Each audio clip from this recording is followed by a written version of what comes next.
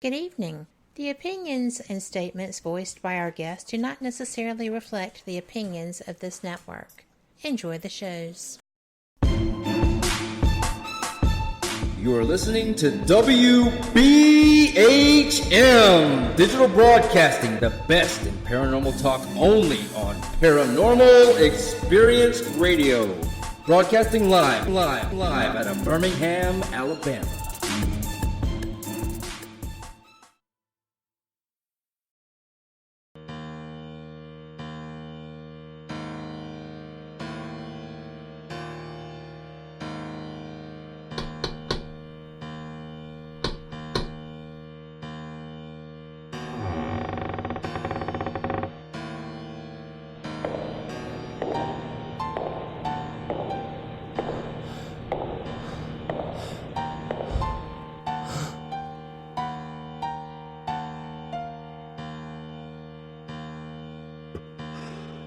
We've been expecting you. Monday, time for our maven of the supernatural, Denise Pridemore. This is the Paranormal Pride. Join to listen and chat live on WBHM-DB.com or Spreaker app. Search WBHM-DB every Monday at 7 p.m. Central for your supernatural paranormal fix.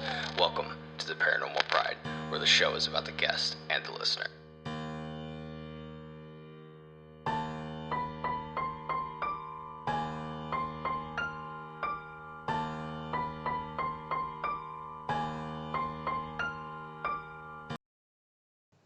Welcome to the Paranormal Pride. I'm Denise Pridemore, your host, and my guest tonight is Amelia Cotter. And I'm going to tell you a couple things about her that is really interesting. One of those things is that her and I went to the same high school, different years. We met at Haunted Road Media Paracon the very first time, and she is an amazing author of multiple books. So you guys are going to have a fun time with this tonight, and I know I am. So welcome, Amelia. Thank you. And I will let a few other things out as we go through this, because I don't want to tell everybody everything and get them all worked up and have them asking us 50,000 questions at one time. So how did you get involved in the paranormal? Because that is always the catalyst for everyone, the getting involved. And that's the first question anybody's going to ask you. So I'm sorry, but I have to ask it. Yeah, sure. I guess it's a two-part answer. So I was very interested starting when I was a little kid in going to the library and reading books about ghosts. I don't know where this interest really came from. I've always had it. I was always fascinated by it. And I studied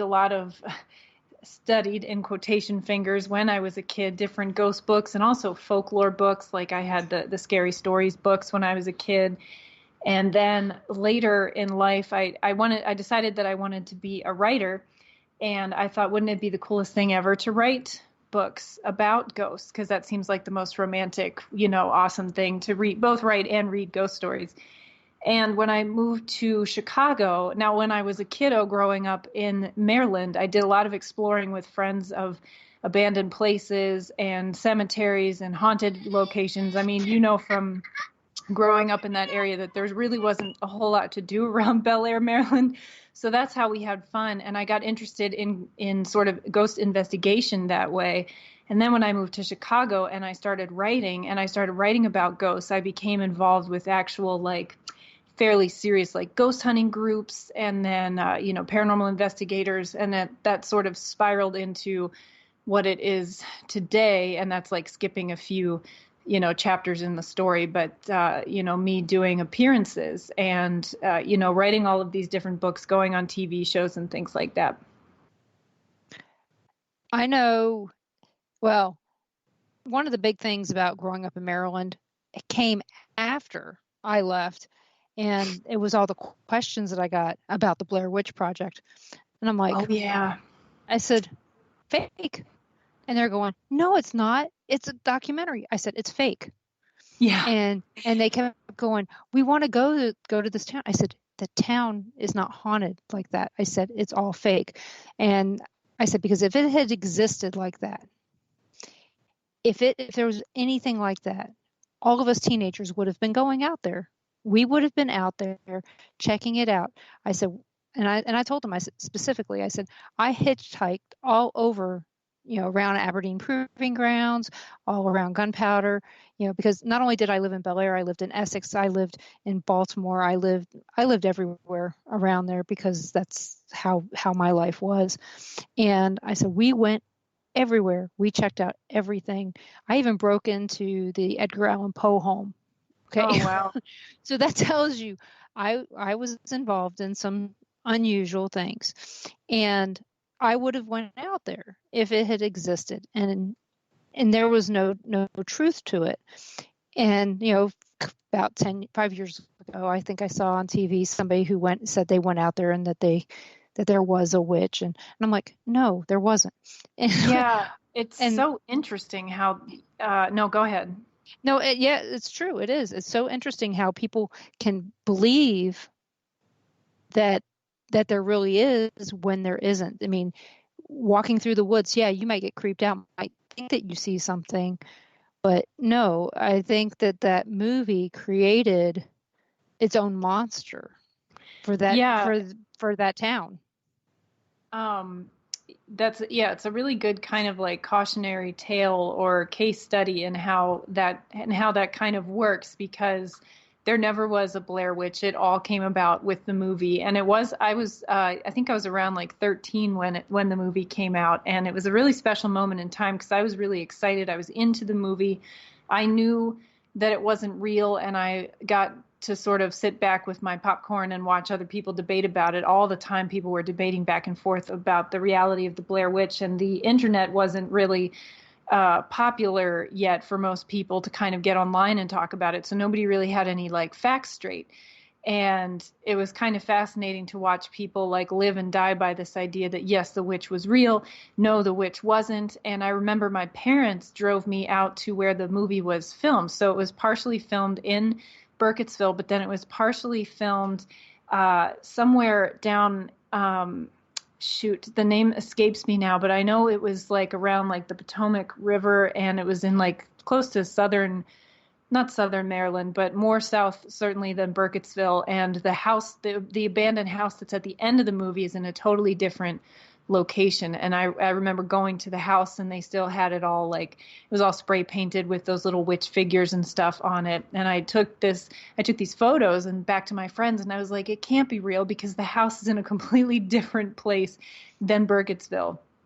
Oh, and yeah. When I went to college I went to Hood College in Frederick. And for a time I worked at the Antietam battlefield, and the commute between those two went past Burkittsville.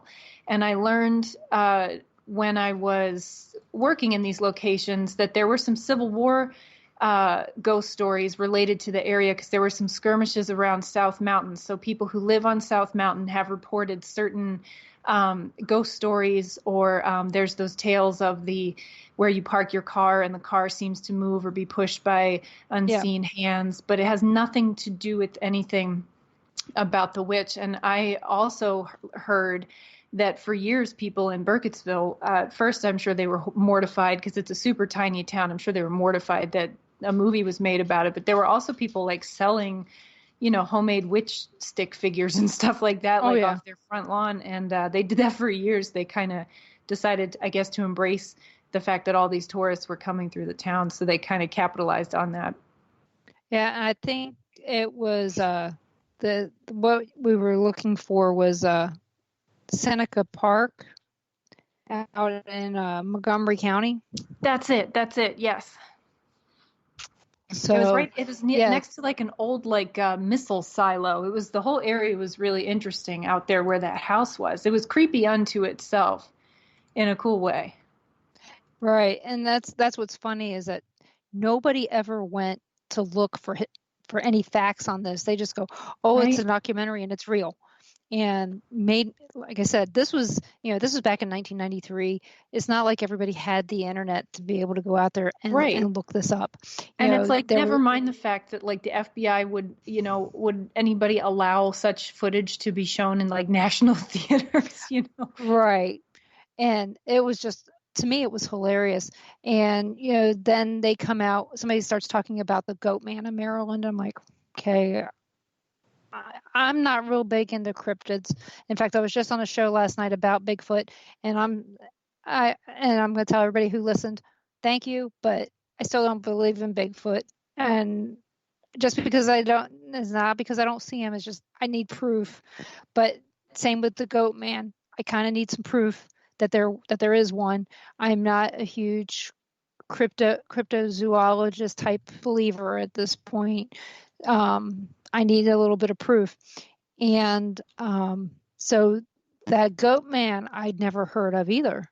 And I was like, okay. But, about every other state has a crypto monster in its state that is a big deal. You could probably have a state crypto in just like you have a state bird. Yeah, right. It just made me laugh. Interesting to see a map. I remember, so I didn't really hear much about the goat man either until I was an adult, and I was doing research from Chicago on, Maryland ghosts, and people were sending me their tales of goat man from when they were teenagers. So that would have been in like the 50s and 60s. Mm-hmm. But I do remember when I was growing up, there was a legend about Cecil County, which is, for people who aren't from Maryland, it's just northeast of where we grew up in Harford County. And there was the legend of the pig man, which is another legend that you see around the United States, and it revolves around, or pig woman, but there's a road there called like Pig Man Road, I think. And it's always some interesting story concocted of like either somebody who was severely deformed, or somebody who like went crazy and was killing people with a hatchet, or somebody who, an actual supernatural creature. And so I was always fascinated by those stories as a teenager. Not because I really believed that they were true, but because I was always interested in the root of where they came from. Because every crazy story like that has an interesting root somehow. So I was always fascinated by that kind of like dark underbelly of suburban Maryland, was that there were these weird stories that people told. And I don't know, that still fascinates me. And I know some of the stories from that area go back to the colonial days. Yeah. And so it's kind of hard to say, was it Native Americans trying to scare the white men? Something dressed up, and then just this, when this person that used to dress up like this died, maybe they became an elemental, something like that, to scare, doing his job. Residual spirit, maybe. Still doing his job all these years, still trying to scare the white men away. It's no different. I mean, it's a possibility. It's, when you think about it from that standpoint, we are always talking about residual spirits. And so is it possible that goat man and pig man were just things that were, Native Americans dressed up, trying to scare away the white men? Because if there was something walking around like that, you would think that people would want to leave. And that makes me think of The Village, the movie The Village with M. Night Shyamalan, which that movie that ticks me off. resonated with me too. The sort of those creature costumes and everything. I remember I liked that movie a lot. I know that that's an unpopular opinion, but I liked it because it explored that kind of territory. Well, it irritated me because it's like, why would people not question this? That's why it bothered me. Right. Mine was the logic, and so logically speaking, I was getting upset with the movie, and because I think M. Night Shyamalan does a great job with that type of stuff. Maybe if he had done the Blair Witch Project, maybe it'd been more believable. But I mean, apparently a lot of people still believe it, because I still come across things where people swear that the Blair Witch Project is real, and this is 1993 to almost 2020, and people are still believing that it's true. It's still one of the number one questions that I get, not even necessarily from people who think it's real, but people who are just wondering about it. They're like, so you're from Maryland. What's up with the Blair Witch? And then, then I launch into the same thing that you and I have been talking about, which is sort of like trying to explain the whole story. But it was really interesting.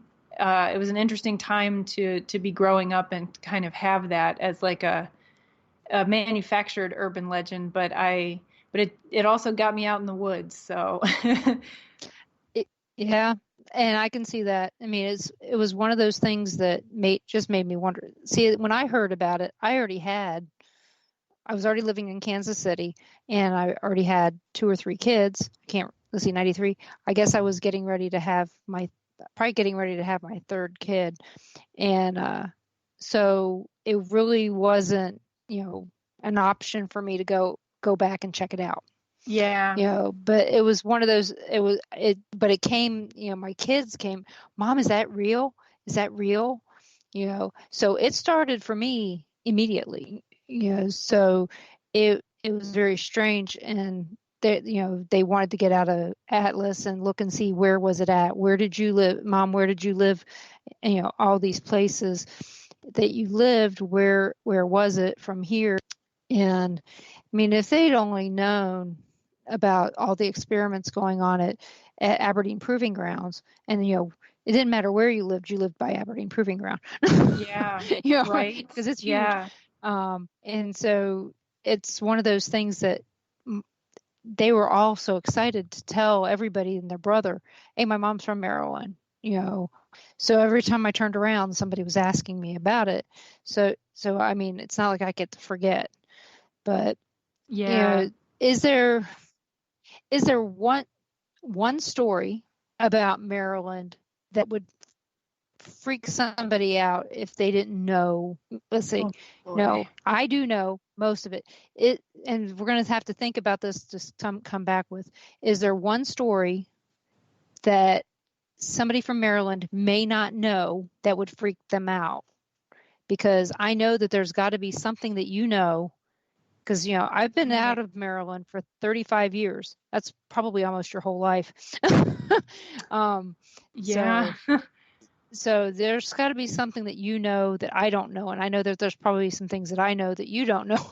But, that's a really there's got to cool be something. Question. Because I know that you're going to share something with me that's going to make me go, I got to go back.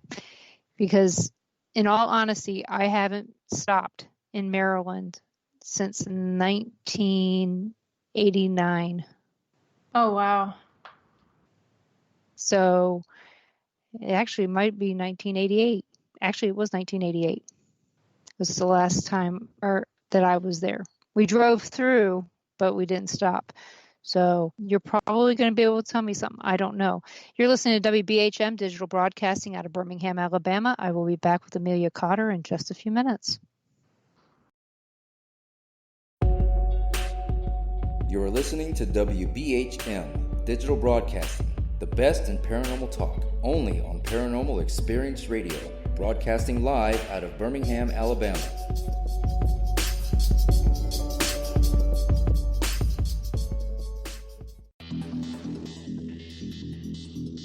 Several U.S. presidents are on record talking about the UFO mystery. Yeah, Presidents Jimmy Carter, Ronald Reagan both had UFO sightings of their own, but the current presidential campaign might be the first in which UFO disclosure has been championed by a major party candidate. DIA, CIA, it moves around, is operating a program to train psychic spies to spy and use their powers against Russia.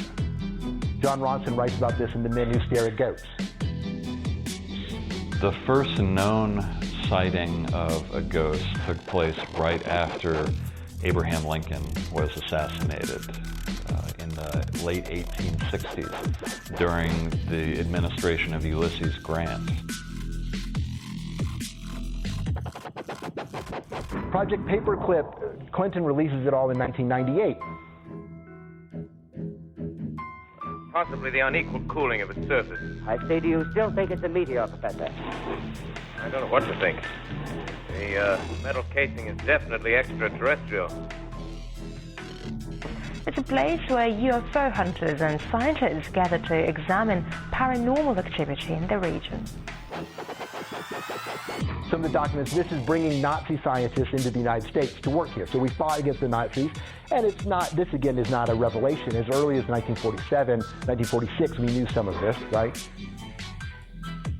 On the paranormal, will we see U.S. President Barack Obama's foreign policy go intergalactic in a quest for gold stolen by aliens? We'll tell you at least how the White House responded to claims the chief executive has been teleporting to Mars.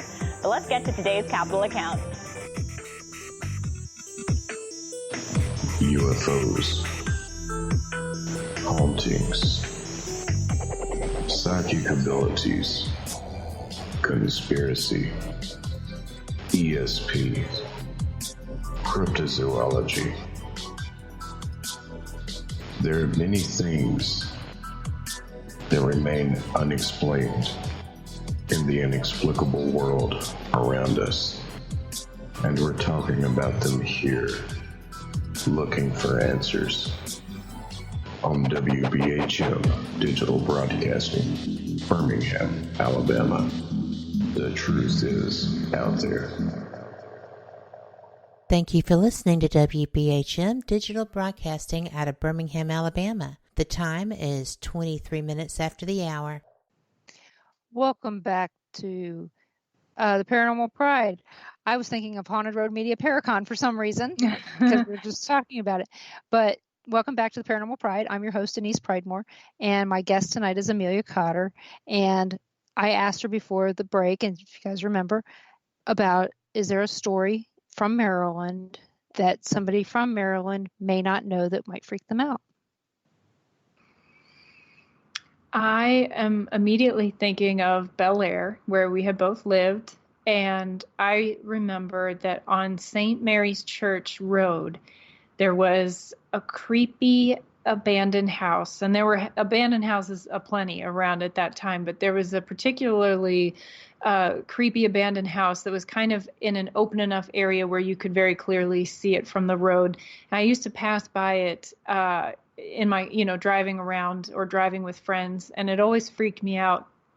And then much later, after I moved away from Maryland and I was doing research for my book, Maryland Ghosts, I was interviewing, family and friends about their paranormal stories. My friend from high school said that she was driving by, let me start, at the beginning. She had told me that there was a legend about the house that, a man had murdered his family and then killed himself. So the classic murder-suicide story. There wasn't much, there wasn't really like a news story to go along with it or anything. This is just kind of like a trope that you can find attached to abandoned houses around the U.S. But that was the story that was told.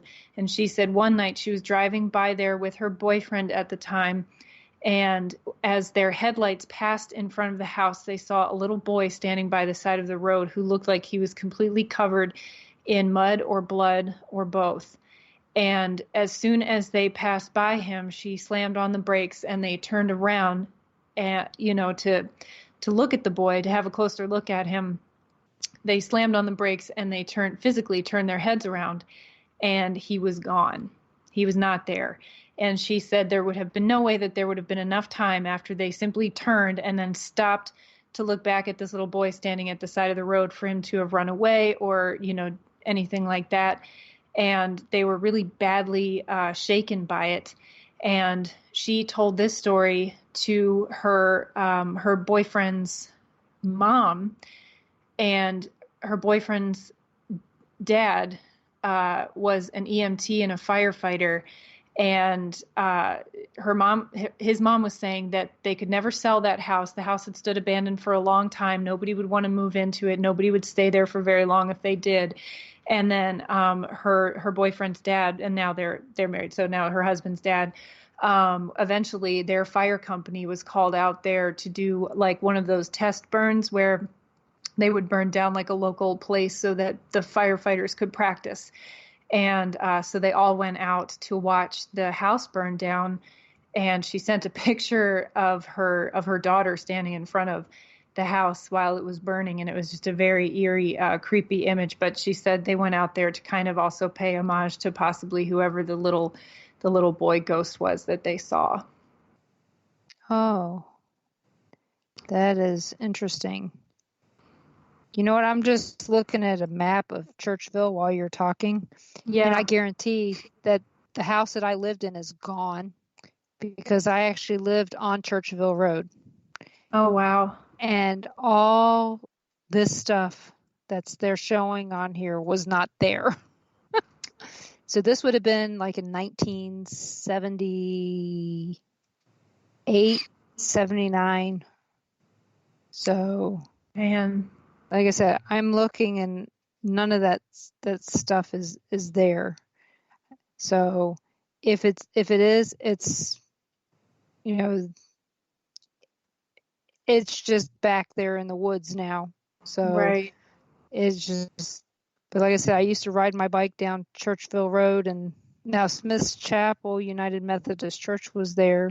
But like I said, there was hardly anything down that road. There was an ostrich farm.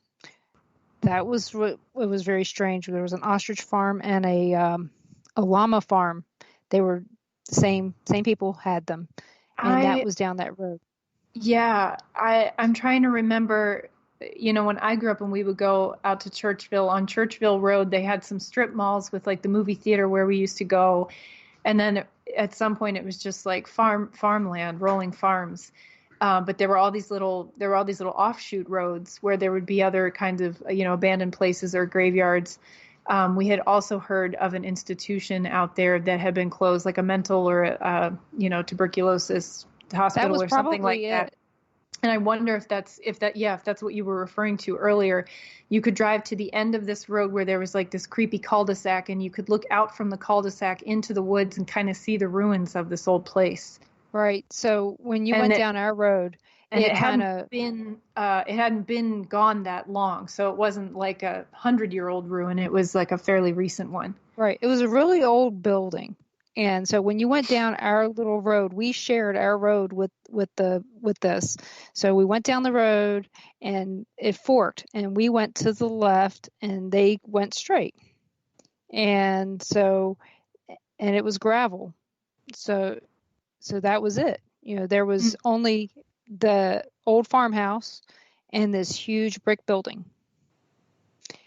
And so that's, you know, I haven't thought about this place in years, you know, other than, you know, hey, I met, you know, Jerry Van Dyke when I was sunbathing one day in my yard. But, you know, it's just one of those strange things, you know, that I hadn't even thought about that for years. And so now I'm interested to find out, you know, what happened to the building. So I will probably find out.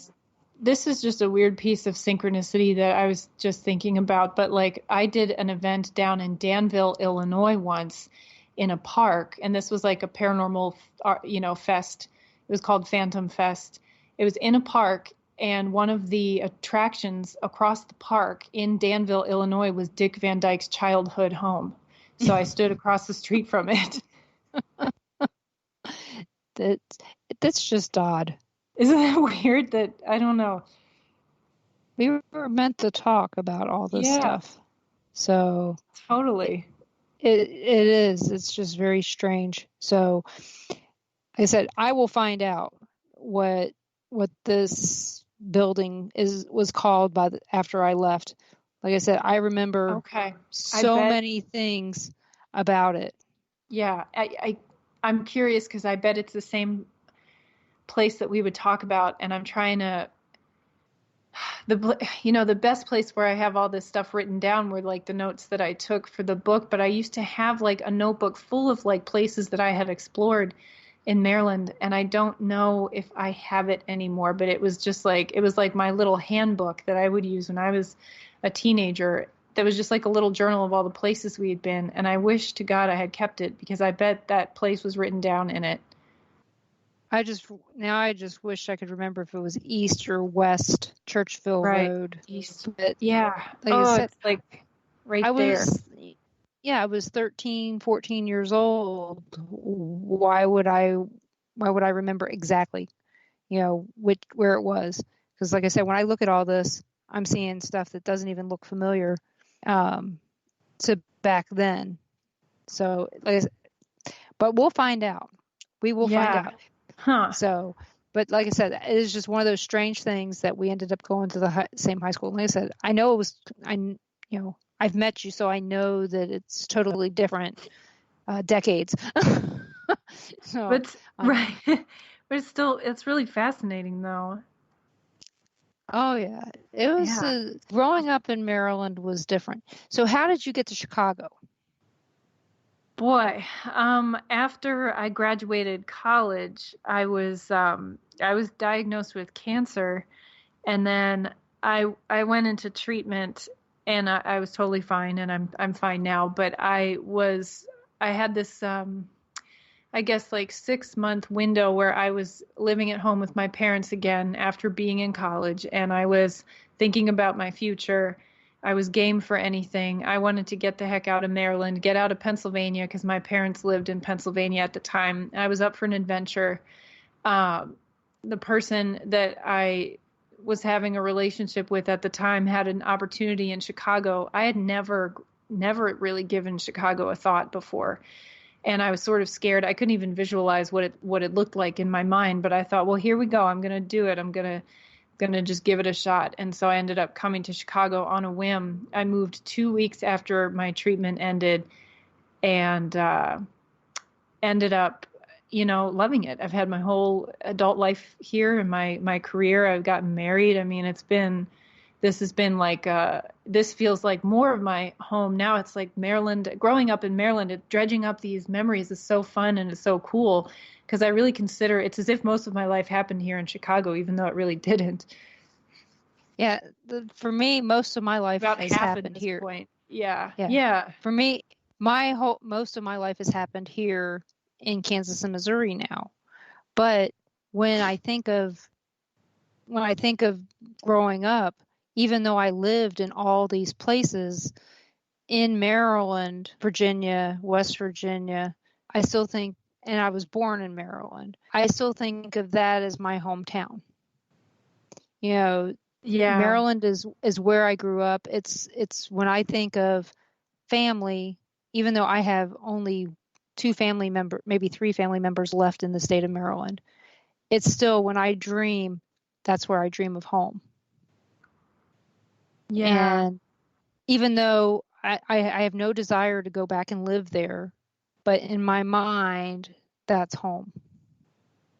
So, but I know you, since you've moved to Chicago, you now do Chicago, you do tours in Chicago. And do you still do that with Ursula? No, I would love to. Every season, almost every season, we talk about it. But I was really fortunate to get to work with Chicago Hauntings for, I think, about 2 years. And I really, really honed my storytelling skills. And I really, really got to know the city of Chicago and its ghost lore doing that. But then I got so busy after that, and I started working full time and doing these other things that I haven't been able to make like a firm commitment to continue with like working with the company. But I loved doing it. It was really wild. What was your favorite part of doing those tours?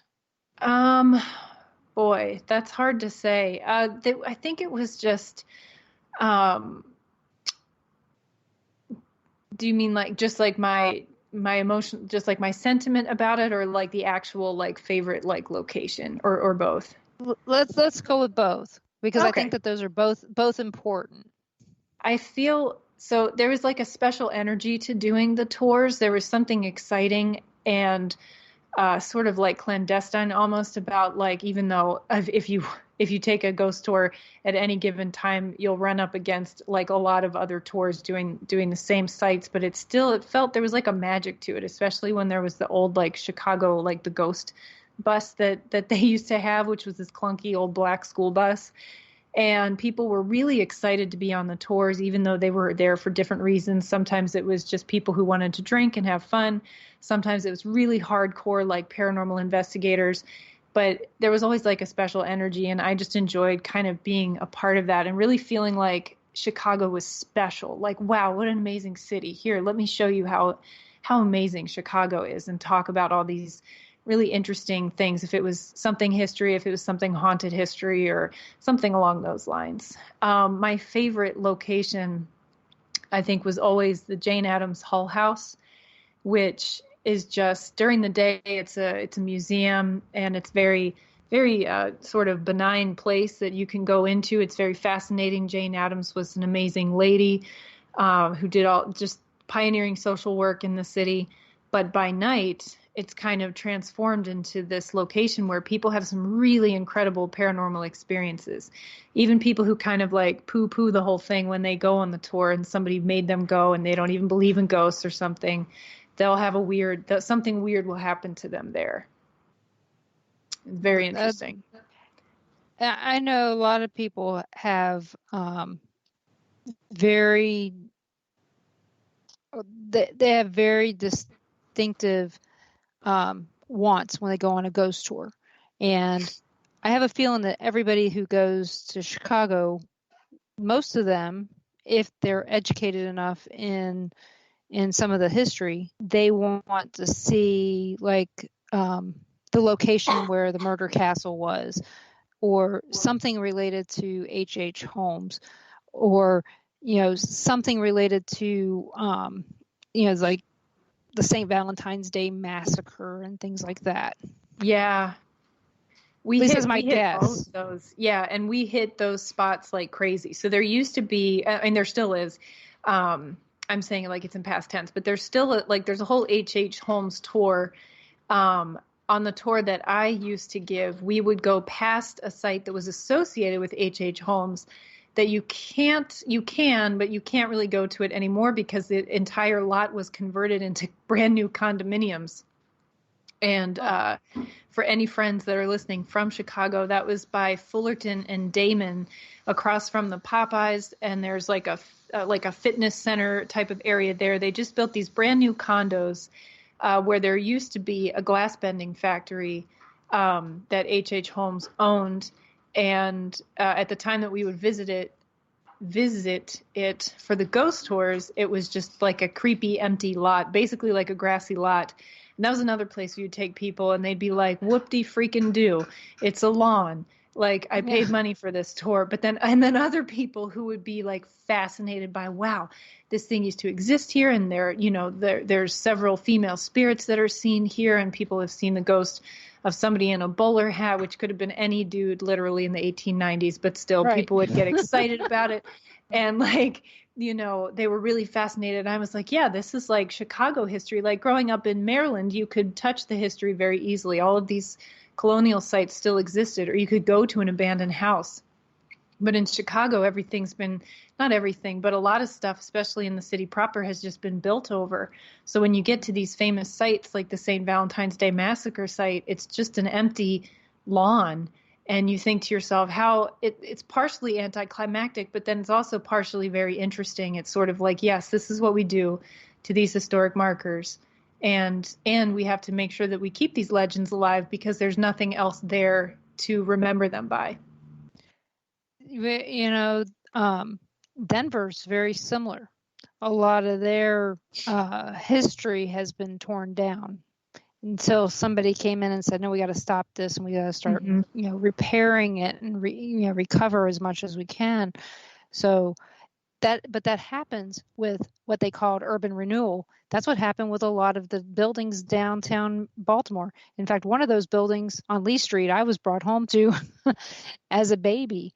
Oh, wow. Which now a lot of those buildings that they did all that urban renewal to is now a bad neighborhood again, which is horrible to say, but it's true. But yeah, it's, but that's what happens in cities. You build, you tear down and you rebuild. But I've never been to Chicago, so I don't know a lot about it, but I do know that there are still a lot of historic buildings there, just not the ones that people want to see, I guess, in some cases when it comes to hauntings. Yeah, it's a very rich and historic city. But yes, when it comes to some of those like famous landmark locations and places that Chicago's famous for, and people like Al Capone or, H.H. Holmes and other things like that, a lot of these sites have been sort of systematically torn down. Even if you go down to the Murder Castle area, which is in the Englewood neighborhood today, it's down around 63rd and Wallace, I think. There's a post office there now with another empty grassy lot next to it.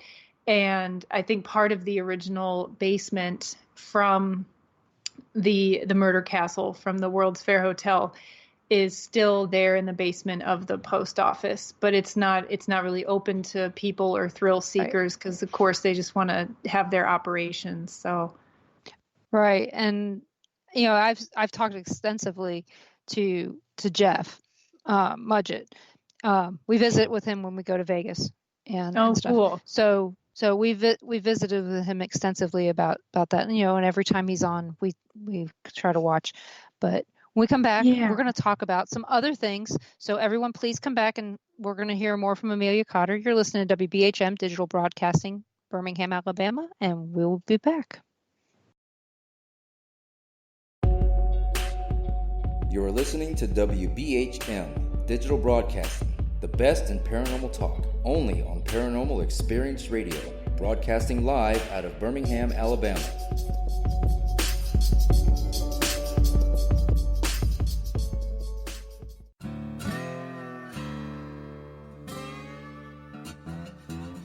Oh, come on. I'm Southern, but...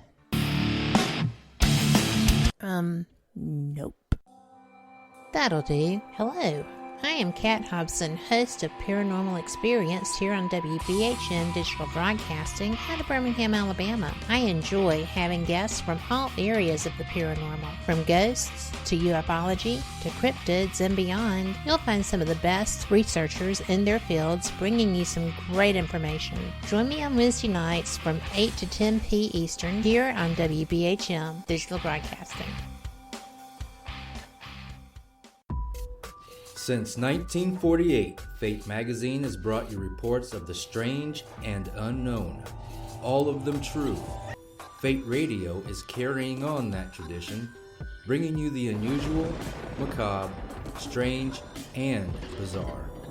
Join host Kat Hobson Sunday nights from 8 to 10 p.m. Eastern on WBHM Digital Broadcasting.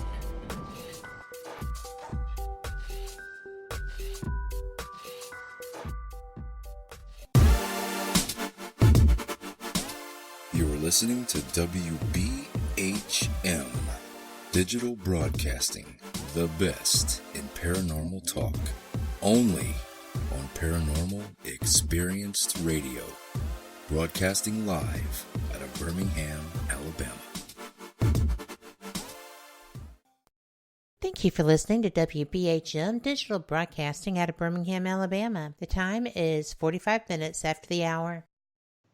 Welcome back to the Paranormal Pride. I'm your host, Denise Pridemore, and my guest tonight is Amelia Cotter. And we're going to talk about some other things now. Let's see. What do we want to talk about now? Something fun. Actually, so all of it's been fun because apparently nobody's had any questions, which is good because that means they're listening. And so you were recently on Haunted Hometowns. Or was it Hometown Horror? Hometown Horror. Hometown Horror. It's got, that big name. But yeah, and that's basically what it's about. It's kind of about cool small towns across the U.S. that have like a weird, interesting history. And I got to be on the one about Baraboo, Wisconsin. And Baraboo is one of my favorite little towns. I've been up there a couple of times now. Did you have a chance to watch the show? Yes, we did. Cool. We watched it last night.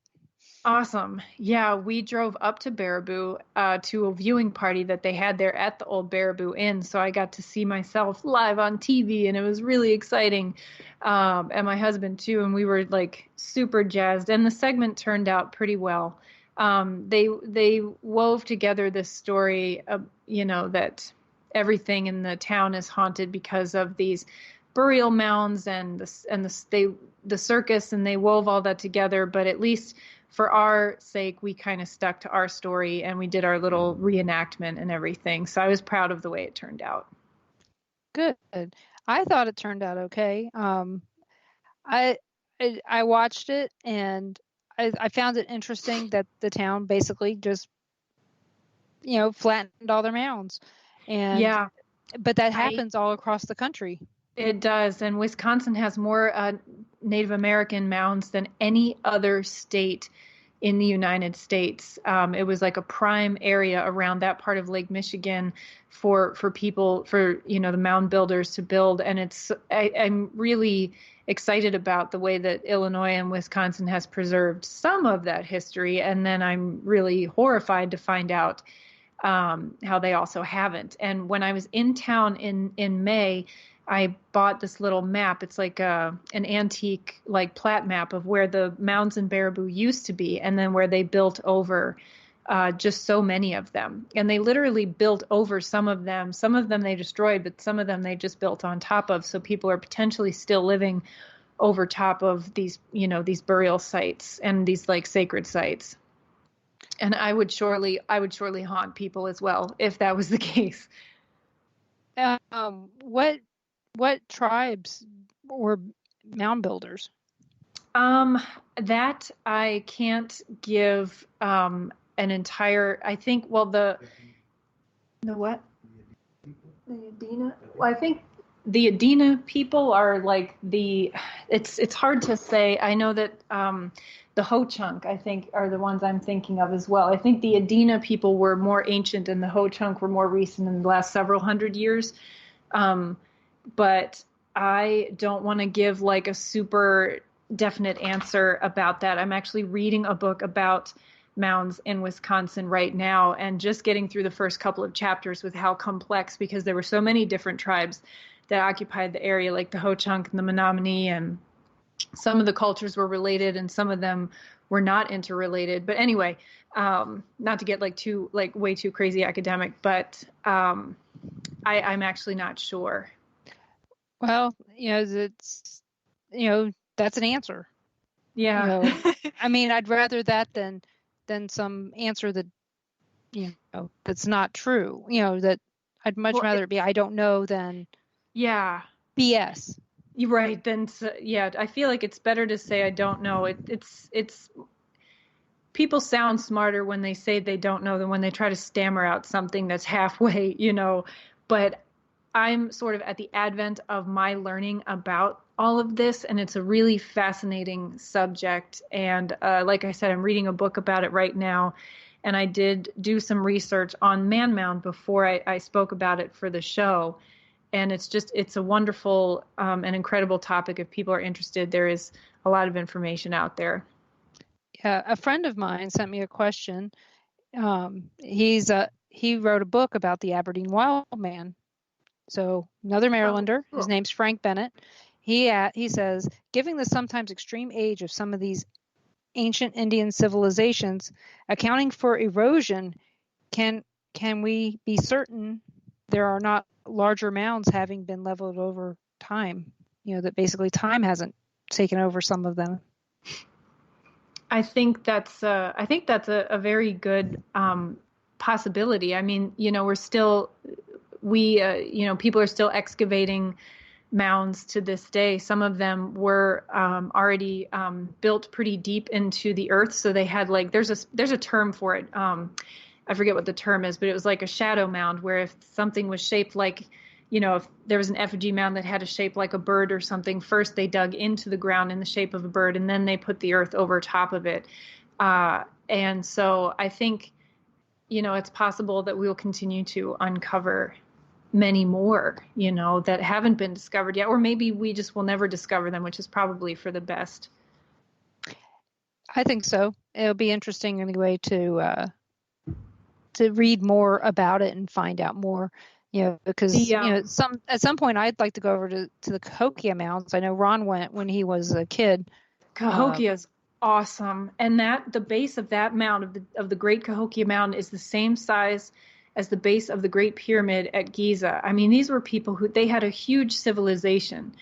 we have like these stereotypes that all Native Americans lived in these tiny nomadic tribes, but these were like an established civilization, and I didn't even know that until I was an adult and started looking into this. And I wanted to mention real quick that the book that I am reading is called Indian Mounds of Wisconsin, and it's by Robert Birmingham and Amy Roseborough.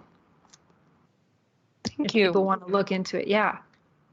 So, because I know, like I said, Ron went to Cahokia school field trip when he was growing up because he's from St. Louis.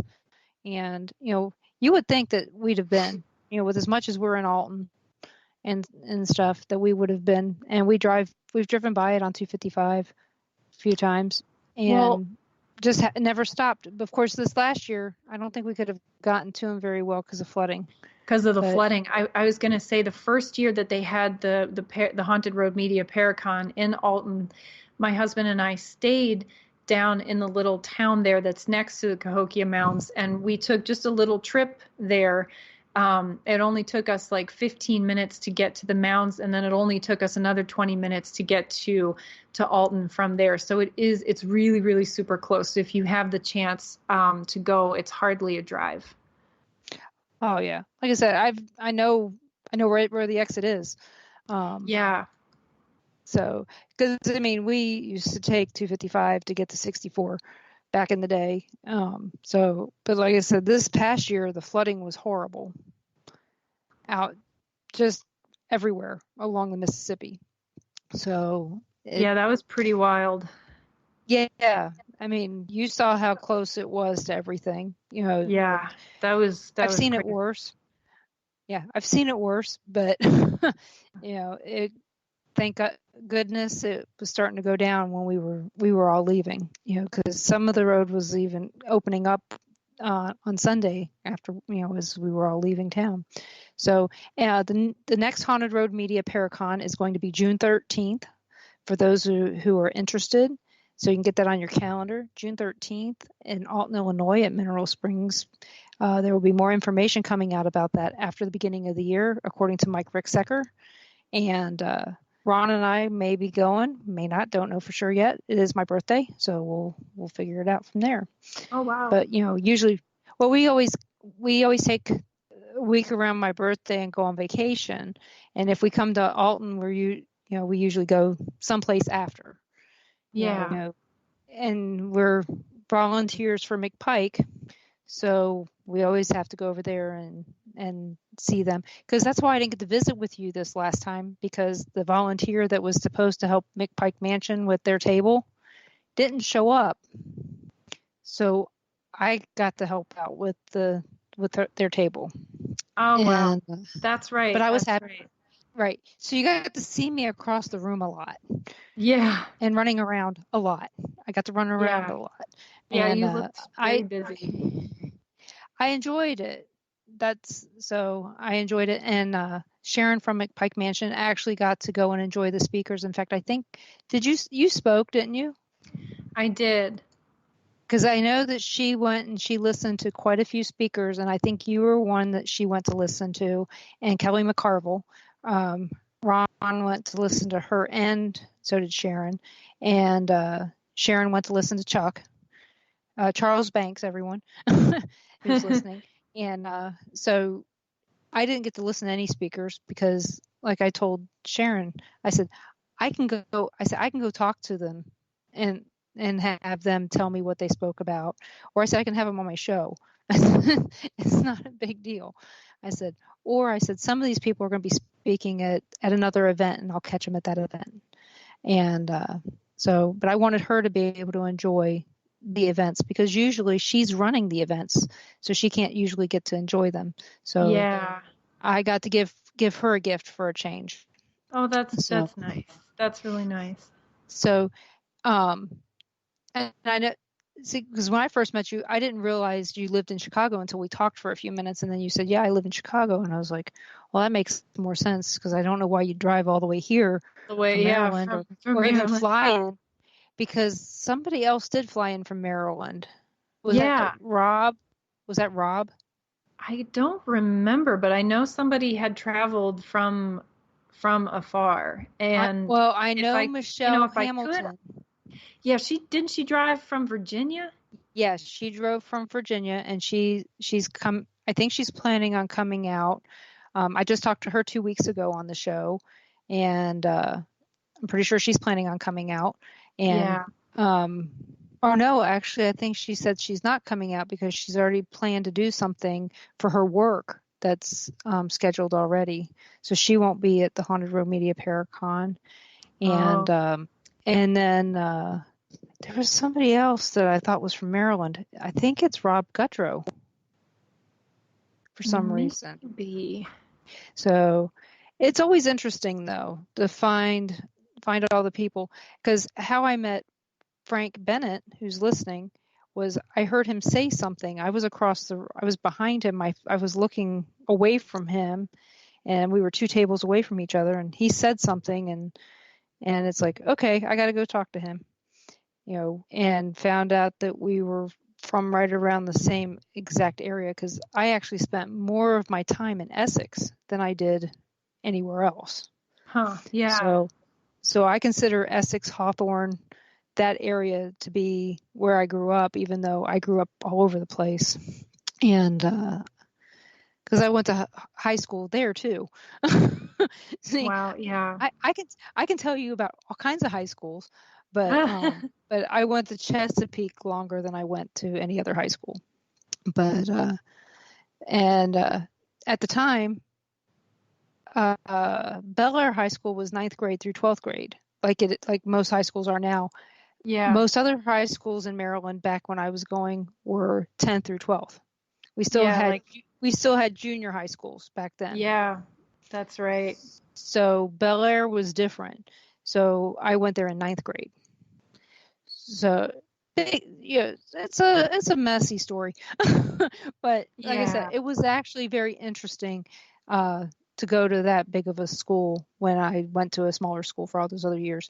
But it was a great place to grow up. So when we come back from this next break, to focus on your books, what you've written and the names of those books, and so that we can get that out there so everybody can hear, because we know already that you wrote Ghost of Maryland, and that's what it's called, right? Yeah. Okay. Maryland Ghosts. Sorry. Maryland Ghosts. It's Maryland Ghosts Paranormal Encounters in the Free State, but I'm happy to plug them all for you. We're going to let you do that because I want to make sure that people get to hear about those, because I know that that's not the only thing you've written. So, and then you've got some short stories written in some other books, and you're also a poet. So we're going to let you talk about all your writings, and we're going to talk about your Amazon Prime shows and all the other stuff that you've got going on. So you're listening to WBHM Digital Broadcasting out of Birmingham, Alabama. We'll be back with Amelia Cotter after this news break.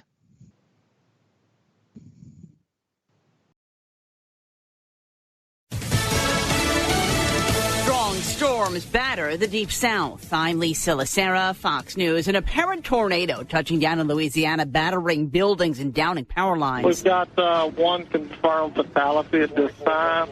A lot of structural damage, trees and roadways, just having a hard time getting to some of the locations. Vernon Parish Chief Deputy Calvin Turner, the National Weather Service, warns the threat of severe weather could last overnight into tomorrow. Moderate Democrats beginning to choose sides as the timeline for the impeachment vote solidifies. Utah Democrat Congressman Ben McAdams says he intends to vote yes. The Senate will likely acquit the president in a display of partisan theater that Republicans and Democrats in Washington perform disturbingly well. Because of that, I know my vote will not remove the president from office. Michigan Democrat Congresswoman Alyssa Slotkin says she's a yes on impeachment, even if it costs her seat in Congress. Fox's Mike Emanuel on Capitol Hill. The House is expected to vote on impeachment later this week. Boeing will halt production next month of its 737 MAX jets for the first time in more than 20 years. The MAX 737 jets were grounded after two fatal crashes, one from Lion Air, which crashed in 2018, and an Ethiopian Airlines jet, which crashed in March. What was revealed in the Transportation Committee hearing over the past week was an analysis after the first crash and before the second crash that concluded another 15 of those jets could crash over the 40-year expected lifetime of the jet. Fox's Mike Tobin in Chicago. Kentucky Governor Andy Beshear halting his Republican predecessor's efforts to impose work requirements as a condition for some able-bodied adults to receive Medicaid health coverage, calling his action the moral, faith-driven thing to do. America is listening to Fox News. If you don't know your numbers, you don't know your business. Can you afford to expand, make that new hire, or launch a new ad campaign? How is revenue pacing against last year? Most companies don't have a clear picture of their finances, so they make key business decisions without critical information, based on their gut or, worse, their fear. And that's why many businesses fail. Are you confident that you've got the right numbers at your fingertips? Serious entrepreneurs and finance teams run on NetSuite by Oracle, the world's #1 cloud business system. NetSuite offers a full picture of all your finances, all in one place, in real time, right from your phone or your desktop. No more guessing. No more worry that what you don't know could kill your company. That's why NetSuite customers grow 3 times faster than the S&P 500. And you can too. Schedule your free demo right now and receive their free guide, 7 key strategies to grow your profits, at netsuite.com/Fox. Set up your free demo and get your free guide today at netsuite.com/Fox. netsuite.com/Fox.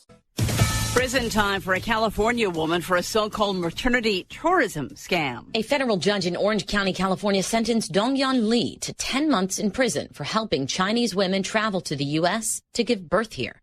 But the judge also said she would be released due to time served already. Prosecutors opposed the sentence and said she should serve several years in prison for operating a birth tourism scheme under the guise of a company called You Win USA. They say not only did she help women lie on visa applications and instruct them on how to hide their pregnancies through customs, but she also set up apartments in Orange County where the women could live before they gave birth. They say she helped more than 500 Chinese women come to the U.S.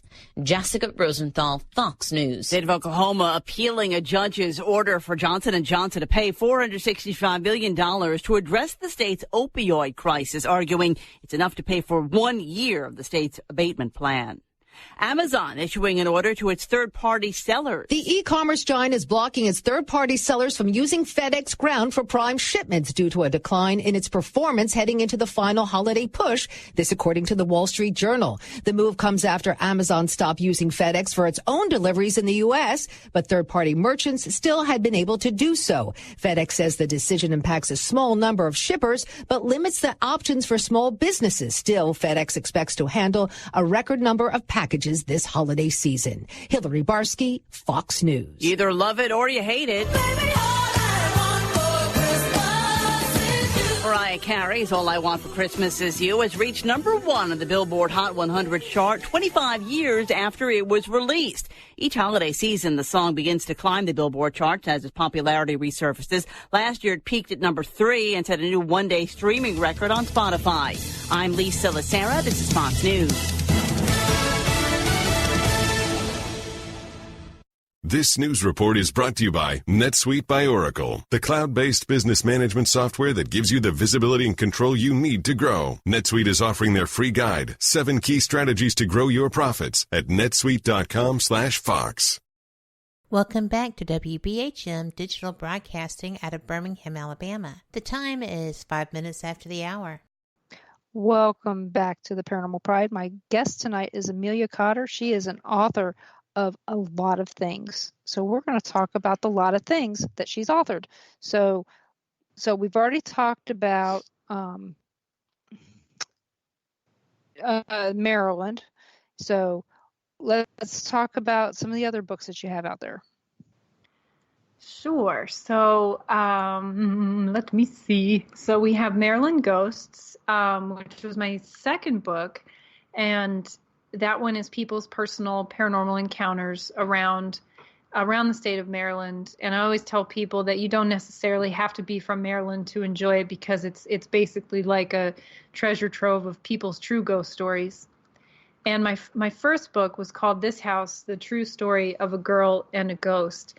And that book is going to get a makeover this year. I think a new edition is going to come out. And that is sort of, it's a story that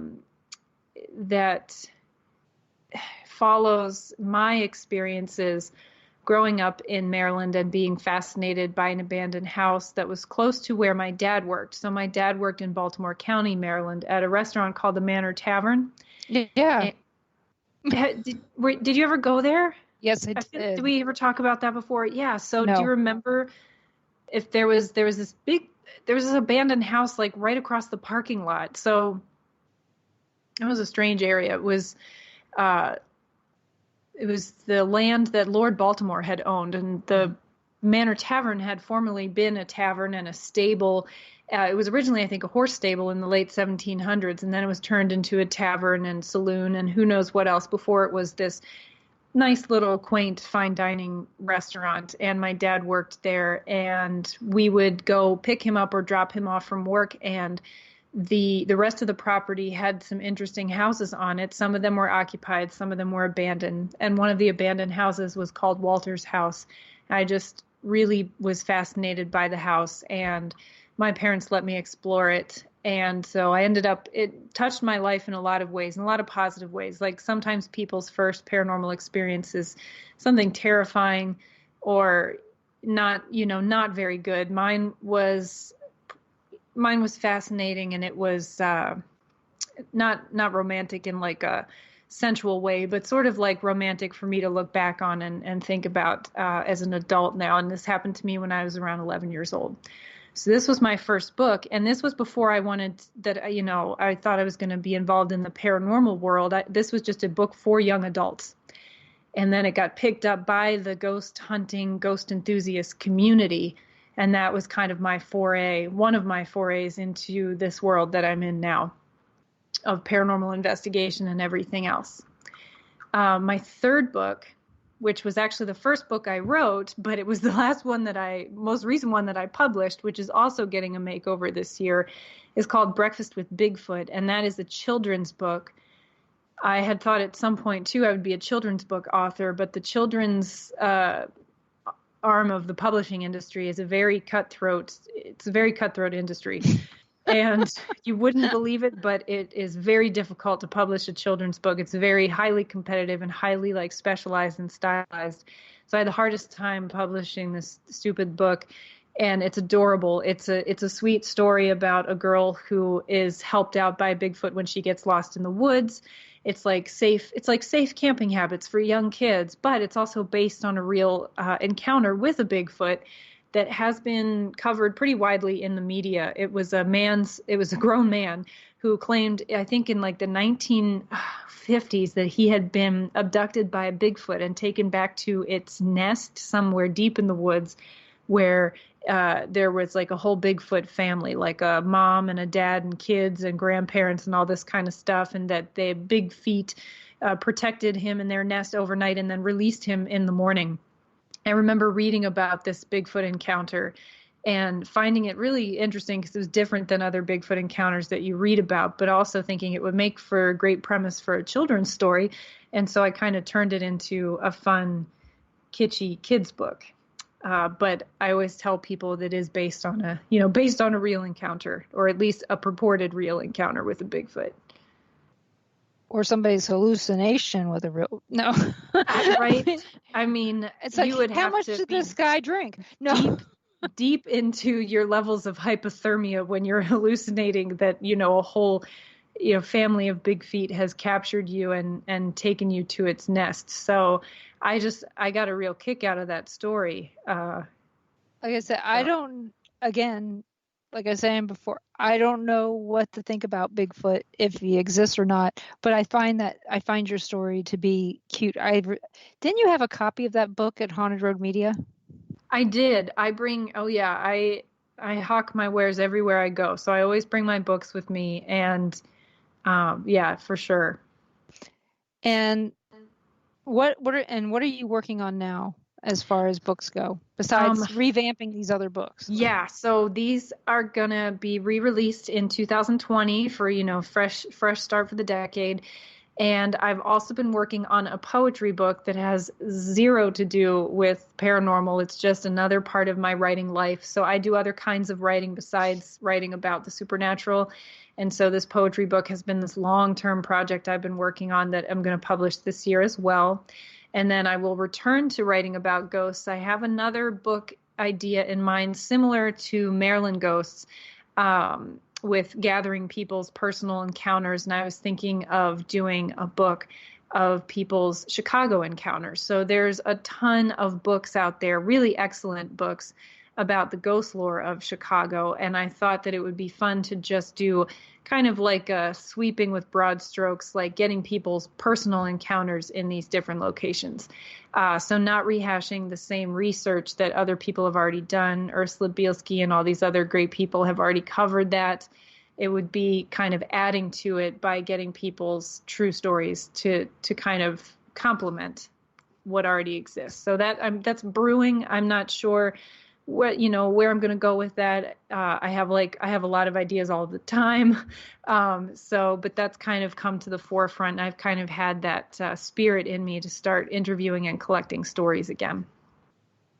Well, that's, ideas is where the best things happen. Yeah. So, because we can visualize it and then put it to paper. So that will be interesting to see come to fruition. Yeah, I know that Tom McNicholas will probably have some really good stories for you. Yes, I already have a list of names of people that I want to reach out to that I know have just stories ready to go, and I know that he's one of them. Oh yeah, and I can see Nick Millay, Dustin. Yep.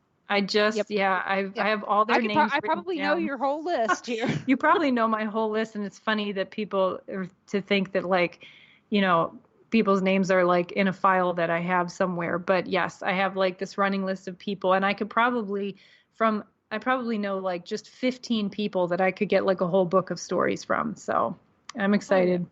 Low hanging fruit. So we'll see. I definitely am going to start work on a new book next year, no matter what.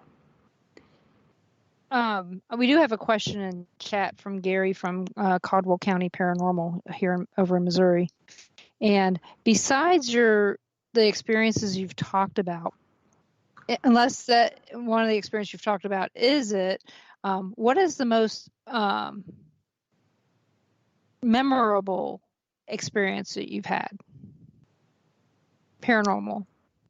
Boy, I always have a hard time with this question, and I get this question a lot. And I change my answer sometimes because I'll remember like new crazy things that I had forgotten about or just hadn't thought about in a long time. Recently, somebody asked me what my earliest memory of a ghost story was. Or not a ghost story, but like a paranormal encounter. And I remember that my parents lived in this house in Westminster, Maryland, when I was a real little baby. They rented like an old kind of rundown Victorian row home. And we lived there with my grandmother. And I wasn't more than toddler age, but I do have early memories from that place. And they said that the place was quite haunted, and like my dad is not really a believer in ghosts, or he doesn't say that he is or really talk about it, but he even remembers them hearing like footsteps in the house and things like that. Classic kind of haunting stuff. But I remember when I was a little tiny Amelia, I was in my bed one night I remember I always slept completely under the covers, like with the covers over my head. Like I think I was like born with anxiety, but I would always sleep completely under the covers.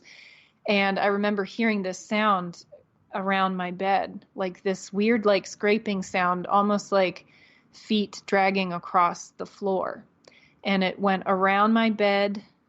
So my bed was in the center of the room. So it was kind of like went around the left and then the front and then the right. And then it went back, and I kept hearing this dragging sound. And it's the first memory that I have of my intuition. So it's the first memory I have where a voice in my head told me not to look, because my child curiosity, I'm sure I wanted to look and see what it was, and I was scared, but I wasn't that scared. And I remember this voice in my mind, which I'm sure was my intuition, telling me, just stay put, don't look, you don't want to see it. And I remember listening to this for about maybe 5 minutes, but I don't know. I was, 2 or 3 years old maybe.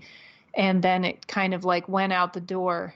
And then that was it. That's the only thing I ever experienced in that house. And that's my earliest memory of a paranormal experience, although my parents and my grandmother had multiple experiences there. I can, a lot of those houses out there are like that. In Westminster, for those of you who don't know, that is one of the most, well, you could probably say all of Maryland is haunted, but Westminster itself has got some amazing history going back to colonial times. So it looks like a cool old haunted town. It just it has that feel. We lived right near a cemetery too. I remember my mom pushing me in a little red wagon through this cemetery. It's probably why I am the way I am. So, well, isn't the Westminster Cemetery the one that there's Edgar Allan Poe was moved to that cemetery? That I don't know. I'm not sure. Because I know that he's no longer buried where he was buried. I know they moved him from downtown. Ooh. So no, I don't know. Huh. Yeah, I know. It's just things that stick in our heads. Yeah. So, but like I said, I know that his grave was moved. So where was it moved to? So, but and then you have some TV things on Amazon Prime. Yeah. Are you still doing those? No, so I was on 2 seasons of a paranormal reality show called the R.I.P Files, which aired and still airs on the Really channel in the UK. And R.I.P stands for Research and Investigation of the Paranormal, and it was the name of a team that somebody had, and they put this show together. I think the show originally came out, season 1 of the show around like 2012, before anything else was named Files. Now every show is named the such and such Files. But I was invited to be a cast member on seasons 2 and 3, and I had a really, interesting and wild experience being a part of that show. But I was a regular cast member, so if you want to see me, being goofy and ghost hunting and looking like a goober, it's on Amazon Prime and some other places, but that's the easiest one to watch us on here in the U.S. And then if you're in the U.K. or elsewhere, it was on Sci-Fi in some other countries, and it still regularly airs in the U.K. Okay. Found what I was looking for. Poe was buried after a small funeral at the back of Westminster Hall and Burying Ground, but his remains were moved to a new grave, so he was originally buried in Westminster. Huh. So there you go. I knew there was something to do with that. So maybe Edgar Allan Poe was telling you, hey, they didn't really move all of me to the right place. No. That would be the coolest thing ever. But you know what? It's our next break. So everyone, please come back and we're going to talk some more to Amelia Cotter. You're listening to WBHM Digital Broadcasting out of Birmingham, Alabama. And if you have any questions, please put them in chat and I will make sure that I get them asked.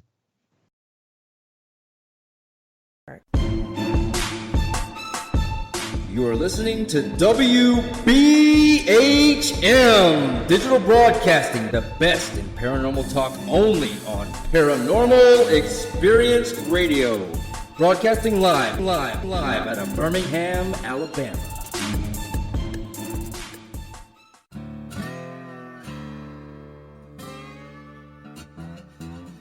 Oh, come on. I'm Southern, but... Nope. That'll do. Hello.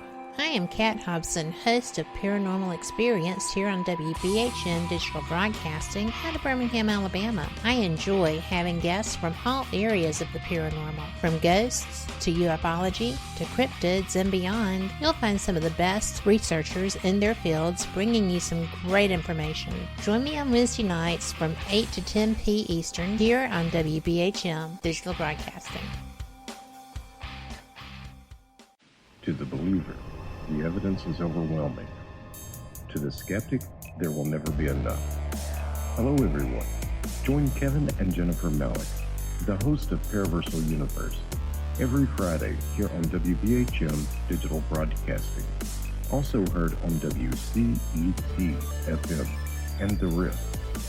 Log on or tune in as they check out the mysteries found within the 8 categories of the unknown and unexplained, including ghosts and haunted places, aliens and UFOs, theology and mythology, cryptids and monsters, urban legends and folklore, conspiracies, metaphysics, and forbidden archaeology. Listen as Kevin and Jennifer interview the top minds in their respective fields as they share theories and information regarding these unsolved mysteries. For future show and archive information, one can find Paraversal Universe on Facebook, Twitter, and MeWe under various Paraversal Universe headings. So, for excellent talk radio about the unknown and unexplained, check out Paraversal Universe, where all paranormal perspectives apply. Brought to you by the Northern Wisconsin Paranormal Society, Ltd., and produced by WBHM-DB.com. Thank you for listening to WBHM Digital Broadcasting out of Birmingham, Alabama. The time is 23 minutes after the hour. Welcome back to the Paranormal Pride. I'm your host, Denise Pridemore, and I'm talking to Amelia Cotter. And Amelia, before we get started on anything, we're going to go ahead and ask the question that's in the Spreaker chat from Sherry. She asks, have you ever investigated any of the 7 prisons near you? Boy, I haven't. I have investigated at least one prison, but not any in the Chicagoland area. I would be excited to go to the Joliet prison, and I would be excited to do Crown Point. But I haven't had the chance yet. So those are on my bucket list for sure. Yeah, Joliet was on ours until they shut down the paranormal tours. Yeah, I heard that happened recently, right? Is that happened earlier this year? Yeah, that's a shame. Yeah, that's all we can do is Yeah. That was it. Because Tom had wanted us to come out for that, and we were looking forward to it, and it didn't happen. It didn't happen. So yeah, I'm doing an event in March at a library that's right around the corner from the prison, so I'll probably just go look at it. It's probably very intimidating in itself. Just going to see it. Because the old prisons the architecture is so interesting. Yeah. I mean, it's kind of castle-like. And, because, Missouri State Pen is very much like that. And, the West Virginia is like that. And, you look at them and you go, wow, they're beautiful. And then you go inside and you go, not so much. Right. Yeah. I've been to West Virginia State Penitentiary. It's weird when you think about all of that stuff that goes on there. But and then let's see. I think I have another question here. Sure. Yes, I do. From Frank. He says Stonewall Jackson is actually buried in 2 places. How would spirit attachment to one's body or place of death work in this case? Like Edgar Allan Poe being, being buried in one place and then they moved him to another? Well, I don't know. I know that sometimes ghost stories are told about one person who's thought or believed to haunt multiple different locations. I'm not really sure how that would work, if it would have to do with somebody's emotional ties to a place in life, if part of their energy could linger there, or if spirits have the power to direct their energy to those places. I don't know, and I'm not sure we can know, really, but I'm fascinated by that. I know here you hear about Al Capone haunting every other place, but when back in Maryland, going up to Gettysburg, Lincoln was supposed to have haunted Abraham Lincoln different parts of Gettysburg, but he also haunts the White House, and I was like, what a very busy ghost this man must be. But so I imagine that people are, I imagine a lot of times people are mistaking maybe other spirits for these spirits, but really the essence of it is that I have no idea. That's a good answer. So, because I have a feeling sometimes that ghosts there's mistaken identity on ghosts. It's who we want. We always think we want it to be this person, and why would Abraham Lincoln be haunting Gettysburg? Right. It's I don't know. Yeah, and now we have to somebody watch have out to explain too. it to me.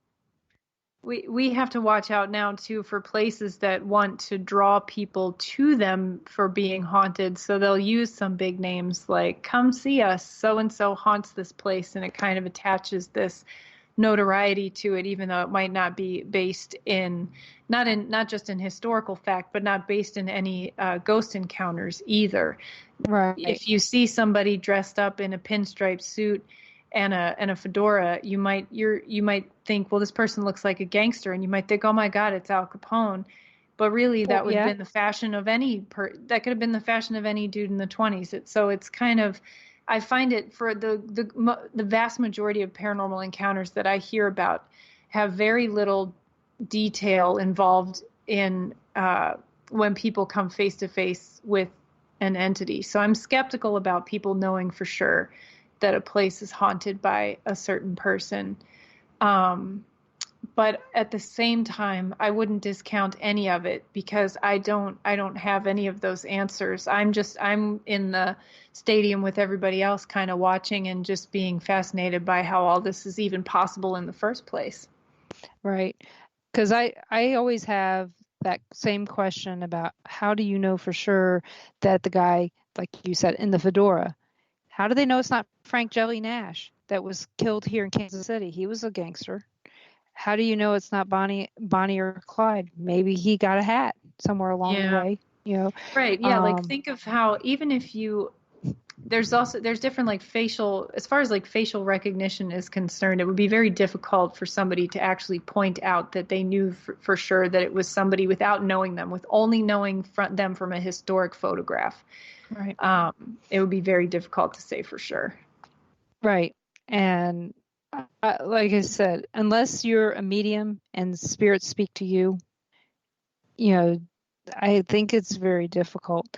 But yeah, I always have issue with, I saw Hat Man. He only has a top hat. Hat Men only have top hats. It's like, okay, well, what about the guy I saw with the flat hat, at the Sally House? We were just talking about a fedora. Just because that's still a hat man, but it's not a top hat, does that make him? Does that not make him a hat man? Can they have different? Can it be somebody with a baseball hat? Right. It kind of makes me laugh. Well, yeah, and people also, people really want to see the most iconic thing. I saw a strange figure at Bachelor's Grove Cemetery that was like basically a dude, like a regular looking guy wearing a red baseball cap. This was like 10 years ago. I was lost in the woods. A Cardinal fan? It was a Cardinal fan as opposed to a Cubs fan? He too was somehow lost in the woods of Bachelor's Grove. But I remember I was out there with my friend Marcia Mack will remember this. She was there we were out there with another friend.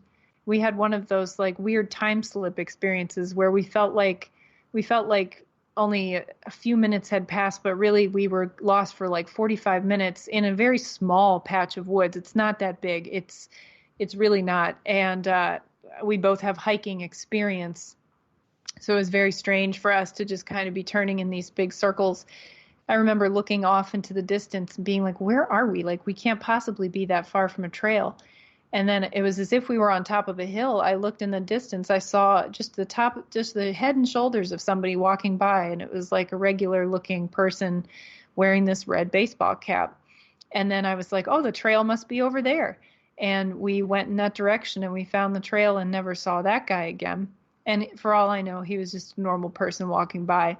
But there was something very kind of, it had that supernatural feeling to it because the hill wasn't tall enough for us to have seen only the head and shoulders of somebody walking by beneath the hill. The hill sort of disappeared and we were just on straight ground again by the trail, which sounds crazy. And I know it sounds crazy, but you kind of had to be there to walking towards where we had seen this man. And then it turned out that it wasn't really that hilly after all. So we just looked at each other and thought like, what the hell did we see? And how did we get here? It doesn't matter. We're back on the trail and we got out of there.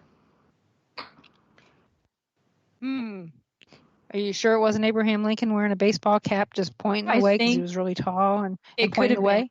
It was Abraham Lincoln on his way to meet Al Capone at the cemetery. If that's my official statement. Well, we all have to have one. Right. That's my story and I'm sticking to it. That'll be what I'm quoted for, right? Somebody who's listening to the program will quote me as having said that, and that'll be I'll be remembered for being a total Yahoo.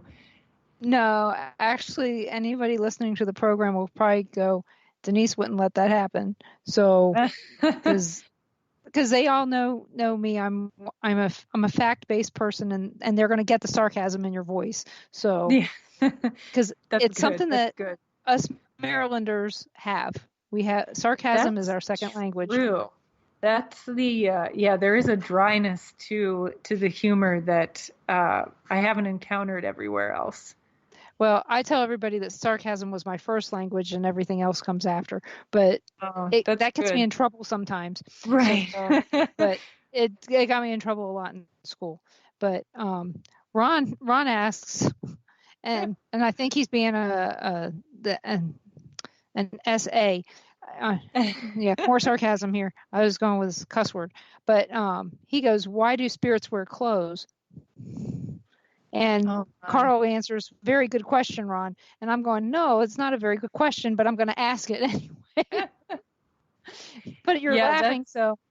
I mean, it is one of those things that we take for granted. I mean, it's not a bad question because I've done programs with kids before at like elementary schools, right? Doing like little ghost story presentations and things like that. And these are the kind of questions that kids will ask, like the most basic questions. So we're deep down in it, right? We're all interested in the paranormal and ghosts, and we just take these things for granted. But it is kind of a funny question, like, it's hard to answer. There's really no answer. Like, well, of course a ghost would be wearing clothes. Why wouldn't it be? But we can't really say why. I guess the first thing that popped into my head was like, well, we're buried in clothes. We're always wearing clothes. So you would see the clothes too, right? We don't have X-ray vision, but that's really, I don't know. It's not a bad question. Oh, well, we've got them going in there. Ron goes, I heard the Playboy Mansion was haunted. Yeah, but I've heard haunted, that too. Yeah, but I'm thinking it's more haunted by an old guy that just recently died. Oh, well, yeah, I hope he leaves them alone. Oh, and then Frank's having a good time too, saying, why not show up naked? Who's going to stop him? Exactly. I guess we have to assume that if ghosts would have the will to show up, that they could choose to be wearing clothes or not. Oh, I look forward to finding out when, this is one of the few things we can look forward to when our time comes. Yeah. Say, have some ghost hunter out there going, "Can you show up without clothes on, please?" Right.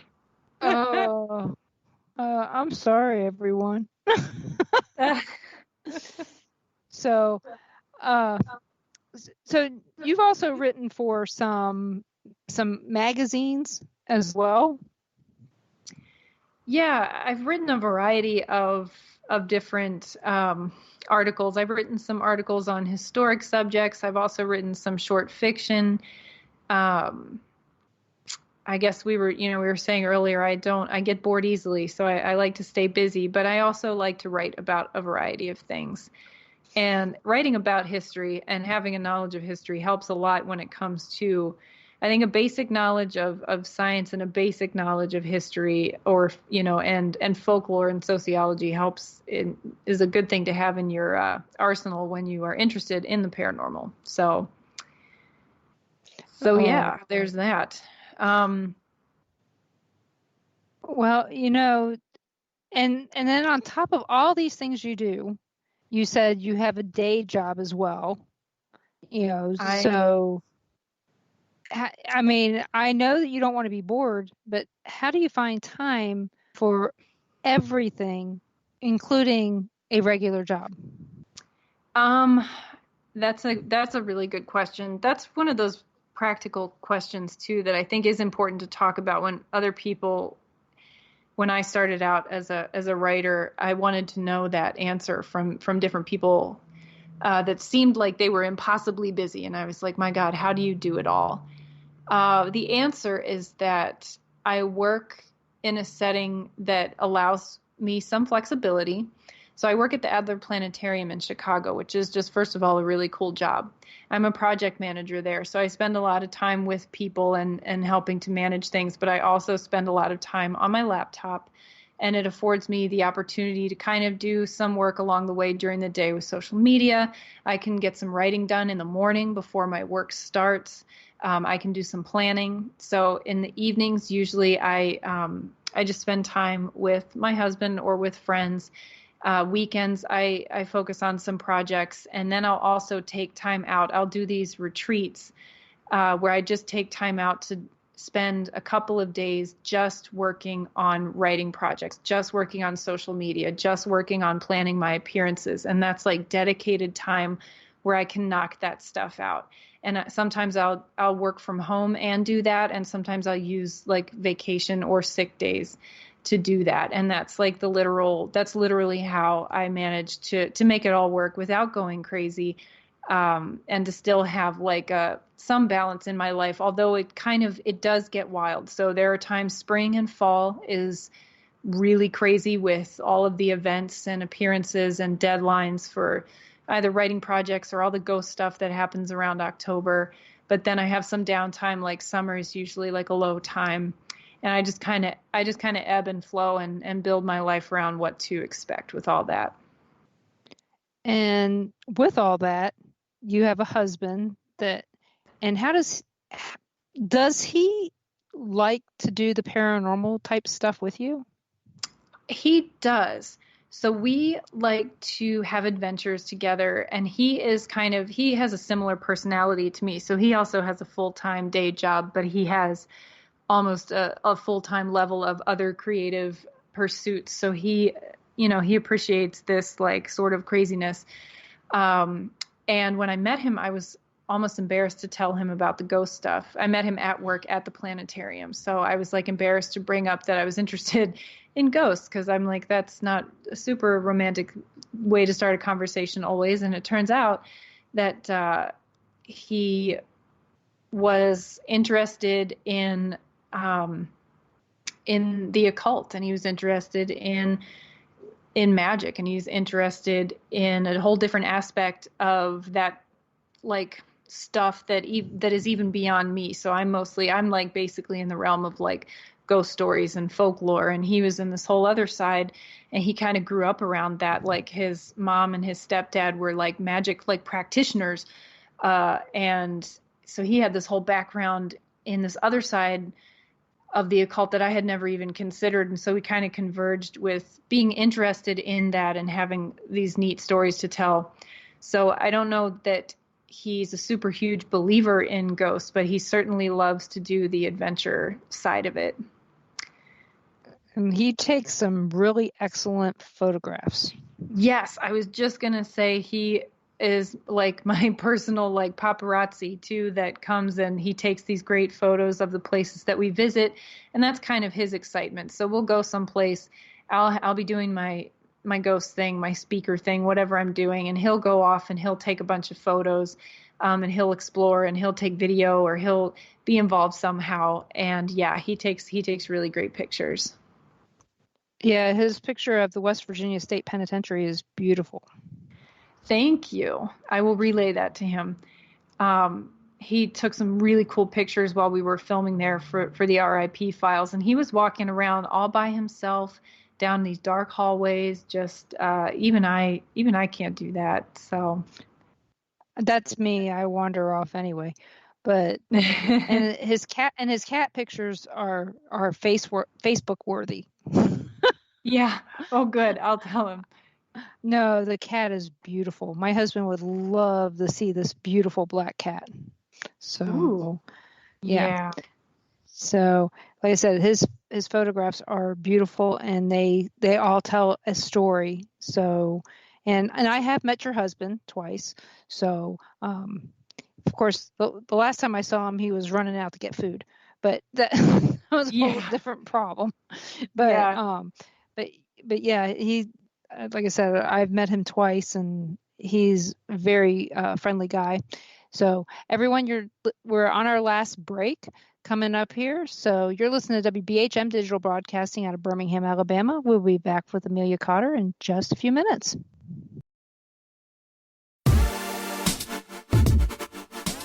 You're listening to WBHM Digital Broadcasting, the best in paranormal talk, only on Paranormal Experienced Radio, broadcasting live out of Birmingham, Alabama. To the believer, the evidence is overwhelming. To the skeptic, there will never be enough. Hello, everyone. Join Kevin and Jennifer Malik, the host of Paraversal Universe, every Friday here on WBHM Digital Broadcasting, also heard on WCET-FM and The RIP. Log on or tune in as they check out the mysteries found within the 8 categories of the unknown and unexplained, including ghosts and haunted places, aliens and UFOs, theology and mythology, cryptids and monsters, urban legends and folklore, conspiracies, metaphysics, and forbidden archaeology. Listen as Kevin and Jennifer interview the top minds in their respective fields as they share theories and information regarding these unsolved mysteries. For future show and archive information, one can find Paraversal Universe on Facebook, Twitter, and MeWe under various Paraversal Universe headings. So, for excellent talk radio about the unknown and unexplained, check out Paraversal Universe, where all paranormal perspectives apply. Brought to you by the Northern Wisconsin Paranormal Society, LTD, and produced by WBHM-DB.com. Thank you for listening to WBHM Digital Broadcasting out of Birmingham, Alabama. The time is 45 minutes after the hour. Welcome back to the Paranormal Pride, and I hope everybody's having a really good time listening to Amelia Cotter. If you have any questions, please let me know. If you have any questions, so I can make sure I ask them. So I'm looking through, making sure that I didn't miss any questions. Have you ever had a negative paranormal experience, or has anything ever scared you on an investigation? This is coming from Sherry. Oh, yes. Sorry. Yes to both for sure. So, I get emotional very easily when I encounter something. Sometimes it's just a strong emotion. Sometimes it is fear or sadness. So that's pretty much all the time. But as far as having a negative paranormal experience, I've had some experiences that have frightened me and that have made me want to leave, that have made me rethink. Sometimes I've had to take a break. And I'm trying to think of specific examples. There are many. There was one time where I witnessed something like these shadow figures at the Patapsco Female Institute in Ellicott City, Maryland. Mm-hmm. And they were not like anything I had ever experienced before. They were like these weird gelatinous dark masses that didn't seem to be the ghosts of people. And that was the first and I think only time I've ever encountered something that wasn't the ghost of a person, if you know what I mean. And that mm-hmm. felt very frightening. Actually, it wasn't the only time, but it was one of the major times where I could then empathize with other people who had told similar stories about shadow figures, because I'd only ever heard about them and I didn't really understand the magnitude of how creepy it was to encounter them. And then sometimes there were a couple times when we were filming the show when I would come home and a few days later something weird would happen in our apartment, and our apartment was not otherwise haunted at the time. It would just be like a residual sort of like visitation type of thing. That would make me kind of uncomfortable, and we would smudge and burn candles and say different types of prayers or what have you, meditations. But one night I woke up in the middle of the night and I could feel something like touching my foot. I was lying on my back, so my feet were straight up, and I could feel something running its like the back of a fingernail across the top of my toes. And I actually opened my eyes. I didn't see anything, but I could see that my husband was next to me lying still, and our dog was in the bed with us next to me, also lying still. And I was definitely shaken, but even more than that, I was like angry. And I remember sitting up and being like, no, like, we're done here. You're out of here. I know that you're here. I acknowledge it. Yes. Thank you for waking me up. You need to go. You need to go back to where you came from now at this point. But that was very jarring. And then I carried this fear with me that everywhere I went, I was going to bring something home. Well, I can see that we all should have that fear at times that we could bring something home, especially when people aren't always doing things the right way. How do you feel about provoking? I hate it. I was just listening to a podcast today where somebody was reiterating how important it is to be nice to spirits, because not only if they do exist, they are just like us, except they are dead and they have passed on. And we should treat them the way we would treat anybody if we were going into somebody's home or business that is not ours. But it takes a tremendous amount of energy for them to communicate with us. And it's rude for us. It's not fair for us to be demanding, not even when it's like polite demanding, like knock again, will you knock again, that kind of thing. And I'm certainly guilty of that. I've asked that question before, but that sort of provoking and that bravado, I think, is something that's a little bit macho. Sometimes it works, it gets the desired result, but I don't know if ethically it's the right way to go. Well, I mean, if somebody was provoking me and I got mad, I might reach out and touch someone. I mean, let's be honest.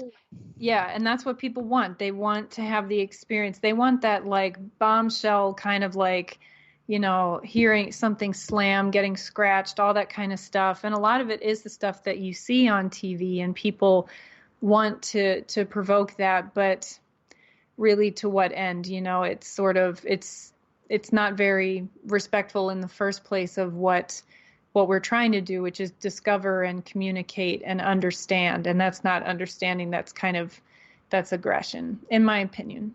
Oh yeah. I'll tell you, once you've been scratched by a spirit, I guarantee you won't ask for it. Yeah, and I've been scratched before too, actually. I know that sometimes people end up with scratches. Sometimes it's like when the spirits are trying to just reach out to communicate in any way they can. I ended up with scratches once after an investigation that I was on with a number of people. And it's right what you said earlier about like sometimes if everybody's not jiving with how they want to do the investigation, something can go wrong and somebody can kind of like get punished for it. But yes, after I had those scratches, that was by far the weirdest thing I had ever experienced. And I was like, no thanks, but no thanks. Like not again. Yeah, I always get a little irritated when somebody in the room that you're with says, you can use all of our energy to manifest or to do something. And it's like, no, speak for yourself. Yeah, that's true too. Exactly. So, because, I don't have that much energy sometimes when we're doing these paranormal investigations because I am intuitive. I do tend to know what's going on all around me. No, I need every bit of energy I have. You can't have it. You can take all the energy you want from my cell phone, from my batteries, of anything in the room. Just not me. Yeah. And I'm not going to sacrifice a person in the room. Now I'll sacrifice the batteries of my cell phone. But I will not sacrifice the energy of a person. So that always irritates me when I'm on an investigation. And Frank says humans don't generate enough energy for a spirit to manifest. But, that's an interesting concept as well. But is there, when you investigate, do you use any equipment? I prefer not to. So it's rare that I go on an actual, like an investigation in the way that I did when we filmed the show, or like a formal investigation. A lot of the times I'm just exploring. I'm a five senses person, right? I'd rather just experience it with the primordial senses that I already have as a human, right? But I do enjoy, I like EVPs, so I may take a recorder. I don't always take pictures. I don't have luck with pictures, although I'll take photos just to document like the location that I visited.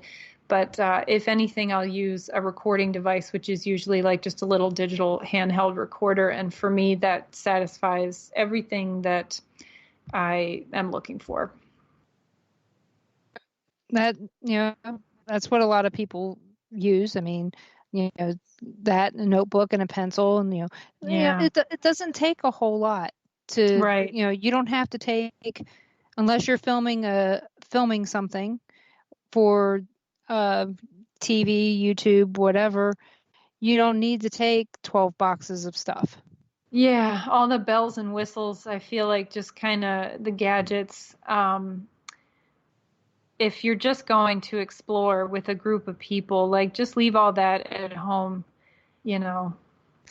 and take in, just have the experience be the part that's the memory. So I would like to thank you so much for being on. If people were looking to find you, where would they find you? You can find me everywhere. I have a website. It's ameliacotter.com, and I do stay totally up to date with that, with all of my appearances and my books and anything that's going on. You can sign up through to receive my blog posts. I post like once a month, so I don't spam people's inboxes, but I have a newsletter and things like that if people are interested. I'm also on Facebook and Twitter. And you can find it's under Amelia M. Cotter, because there is another Amelia Cotter out there that I feel bad for, because I'm sure she gets a lot of weird like emails and friend requests from people. But you'll know that it's me.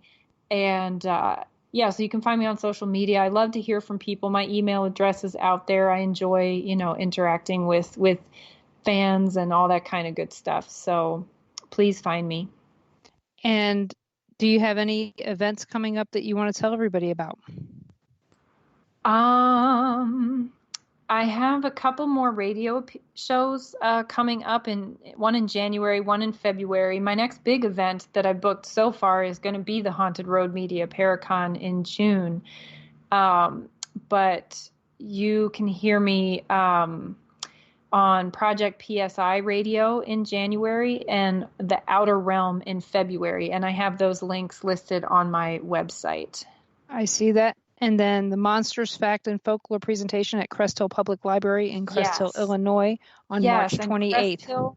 Yes, and that is right by the Joliet prison. So it's kind of a twofer if people, I'm going to stop by just to look at the prison, just to see it with my own eyes when I'm there that weekend. So you guys can find Amelia Cotter there, and if you're planning on going to the Haunted Road Media Paracon, you can see her there. So because I know few people that are listening plan to go there, and some others in the other chat room will be there. So I hope everybody enjoys that. And so everybody knows this is my last show for 2019. I will be back in January, and I'm going to give you that date right now. It's going to be January 6th with Jamie Damelos, and it's going to be fun. Like I said, I've tried to book people coming up that I haven't talked to on the radio, if ever. And I've got lots of new guests coming up. I do have a couple that you guys have heard before. So on the 6th, I have Jamie. On the 13th of January, I have Vanessa and Gwen Clapper. So Vanessa Hogle and Glenn Clapper, they're going to be talking about their project that they've been doing over there, that they did over in Ireland. And I also have some other people that you guys are just going to love. So I just figured I'd give you the teaser about Vanessa, since she's also a Haunted Road Media Paracon, or Haunted Road Media author as well. So it's going to be fun. So I'm going to wish everyone a Merry Christmas. Happy rest of your Hanukkah if you celebrate Hanukkah, which some of my family members do, and Happy New Year. And I will see you all February 6th with a whole new year of Paranormal Pride. And please listen to the other shows on the network, Paranormal Experienced, Fate Magazine Radio, and all the other shows. And please keep the people that are, keep our show hosts in your prayers, as we're all going through something that probably needs prayers right about this time. So you're listening to WBHM Digital Broadcasting out of Birmingham, Alabama, and we're going to thank Amelia Cotter so much for being on. Thank you for having me. Thank you. And everybody, have a great night.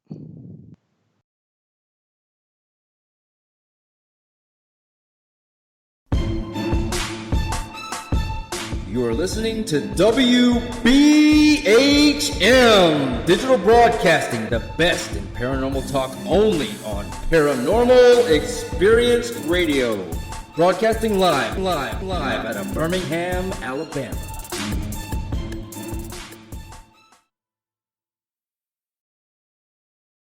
Warning, the following message does not necessarily reflect the views of WBHM-DB or its hosts, guests, listeners, or of any functioning adult in general. In fact, Frank should probably seek professional help. Listener discretion is advised. Hi there, Frank Lee here. I thought that I would spend a few moments telling you about the positivity from the network here. The overall message of para-unity and happiness, and how everyone here wants to get along with everyone out there, and how everything is just wonderful. Wait, Cat's not looking. Okay, I've got something to really tell you.